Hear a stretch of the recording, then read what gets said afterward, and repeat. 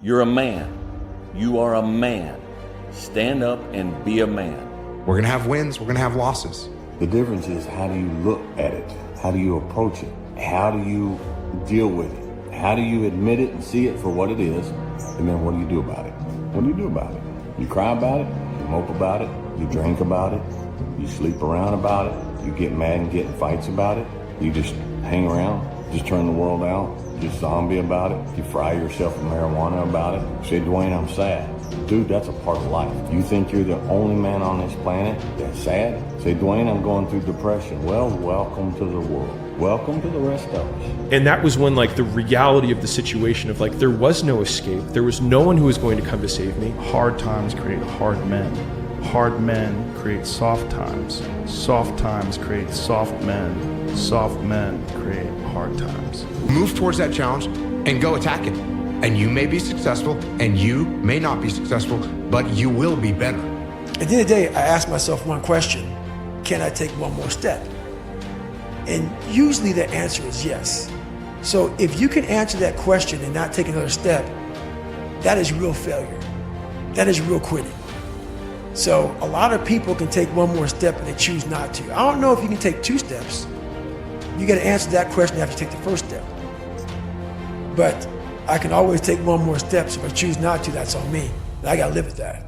Extreme ownership is, this went wrong, this failed, didn't accomplish this, and it's not the fault of my boss, it's not the fault of my girlfriend, it's not the fault of my parents, it's not the fault of the weather, it's my fault. And I'm gonna take ownership of it, and I'm gonna fix it. That's what extreme ownership is. And this is a very difficult thing to do because it hurts. Because when you look around at your life, and you look around at your job and your financial situation and your relationship and your physical health, and when you look at all those things and all the problems that you may have with those things, and you say, the reason I have all those problems is because of me, that can hurt, that can sting. And a lot of times our ego rejects that and makes excuses and lies. And then we don't have to change anything. And then nothing changes. Well, I believe that you have to build belief.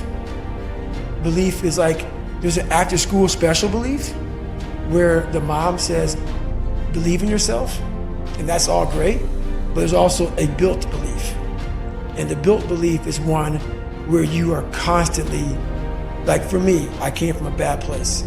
How I build belief is through the daunting tasks I put myself through. So that's proof positive that I can.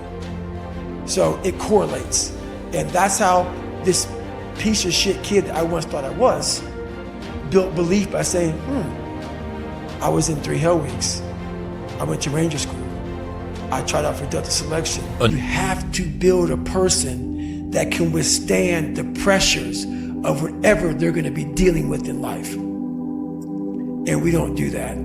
I'm not trying to send a message of run 200 miles, be the baddest motherfucker in the world, but be tough. You better have a part about you that's tough, a part about you that can break down situations and get better. And break down situations very quickly within some trauma in your life, some devastation in your life, because it's gonna come. The devastation, the trauma is gonna come, and you can't allow that to become a Jersey barrier.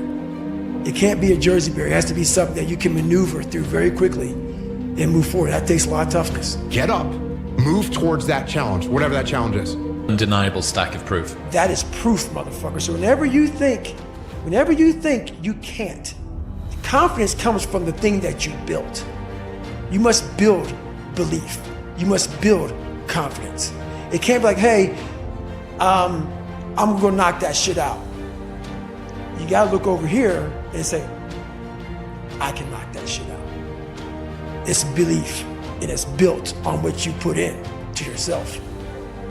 There's a lot of men, if you know, I talk about it a lot, that if you look at the stats around suicidality in the UK, the thing that's most likely to kill someone between the age of like 18 and 40 is themselves, for a man. You know, so men are clearly struggling in some capacity with purpose or meaning or something. So I almost feel like, a lot of these sort of toxic influences of what a man should be have now emerged to offer answers. But I doubt those toxic influences. And I say there's got to be another role model, another sort of blueprint for what it is to show up as a man. Well, I was going to give you I guess it would have been a real cheap answer of, I think it's Marcus Aurelius, is stop discussing what it is to be a man and be one. I was gonna walk out of here with that one. I'd be like, pretty good question avoidance there. But there's some merit to that, right? And I was almost thinking, like, do we really not know what it is to be a good man? And I would go so far as to say to be a good human being, right? Because when a few years ago, there was these discussions going around about toxic masculinity, right? And you take these traditional masculine traits and people were saying this is toxic masculinity and they're bad. And I wrote a couple articles about it. If you take any trait of a human being and you take it to an extreme, masculine or feminine or otherwise, you take it to an extreme, it's going to be a problem. It doesn't matter what it is. So if you take even a really positive trait like generosity, if you're a super generous person, that's wonderful. Is it possible to be too generous? Well, yes, it is. Now you're getting taken advantage of, and now you end up in an abusive relationship. Like, there's all kinds of problems that can happen. So when we talk about masculine traits and what's a man, well, what are some of the traditional masculine traits? To be competitive. Now, is it bad to be hyper competitive where you screw people over and you hurt your health because you want to win in this particular category? Is that bad? Yes, it is. Does that mean we have people that are not competitive at all and they don't care if they win or lose? No, that's not good either. So that's one trait. What's another good aggression? Aggression is a masculine trait. Is it good if I'm walking into a restaurant pushing the hostess out of my way? Of course, that's terrible. It's terrible. Is it good if you and I are working together and I say, hey, shut up and do what I said? Is that good? No, it's not good. So can you take aggression too far? Yes, you absolutely can. Can you get to a point where you're not even asserting yourself at all and you're getting what? Yes, you can. Is that good? No, that's not good either. So there's a bunch of traits that we could run through that are considered traditional masculine traits. And if you take any of those traits and you take them to an extreme, they're gonna be bad. Stoicism, right? Being stoic, being unemotional. Is it good to have no emotions whatsoever? No, that's called a sociopath, right? Is it good, like I was talking about earlier, to let your emotions run your life and make your decisions based on your emotions? No, that's not good either. What do we want to be as a human, as a man? Want to be balanced. You don't want to be extreme in any direction. Even when you ask me like, oh, Jacko, what are you undisciplined on? I told you chocolate chip cookies. I could have also said, sometimes I like to eat mint chocolate chip milkshakes. Sometimes I get lazy to work out and you know what? I freaking warmed up and this sucks and I'm leaving. Sometimes I was gonna write something and now I didn't write anything. I'm supposed to write 1,000 words today, I didn't write any, and guess what? I didn't write any tomorrow. And so I'm a slacker. So if I was so disciplined that, my wife was like, hey, let's go out for dinner. I was like, no, I still gotta write my 1,000 words. Is that good? No, it's not good. So any characteristic, if we take it to extreme, it's gonna be a problem. And so we, as people, should be balanced. And I think what we need to be attuned to is it's much easier to be extreme. It's much easier to say, oh, no emotions, cool, and turn them off. That's easier than, or total emotion mayhem, that's easier. It's harder to find balance. It's harder to find balance in business, it's harder to find balance in life, it's hard to find balance.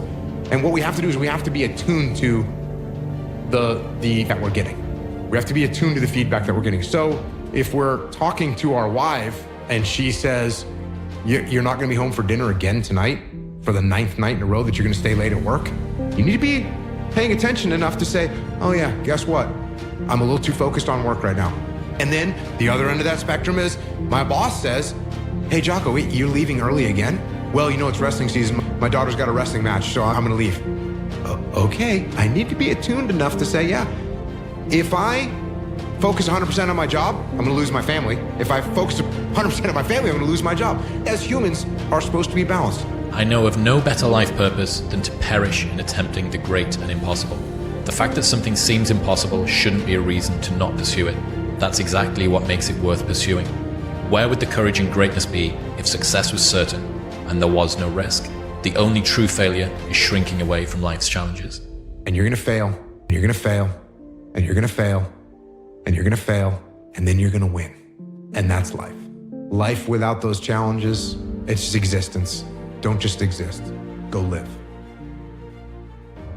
You don't have to feel good about it, you just have to keep going. The feeling will pass, but you will remain. You are greater than your feelings. Going to bed late and waking up early to work for a few days won't kill you. You're not going to burn out, you're doing what it takes. If you're one of those people that push work-life balance, just remember, the people who like working a lot don't care. I've never regretted trying harder at anything ever.